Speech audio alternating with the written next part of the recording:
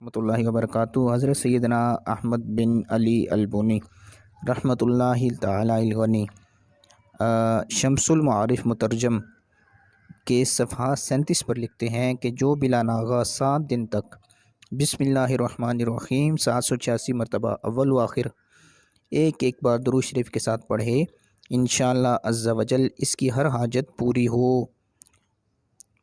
اور وہ حاجت خواہ کسی بھلائی کے پانے کی ہو یا برائی دور کرنے کی یا کاروبار چلنے کی۔ اگر آپ کو کسی قسم کی بھی کوئی حاجت ہے، کوئی بھی پریشانی ہے، آپ کا کوئی بھی مقصد ہے، تو آپ اپنا مقصد اپنے دل میں رکھیے اور اس مقصد کے تحت اس عمل کو کیجئے۔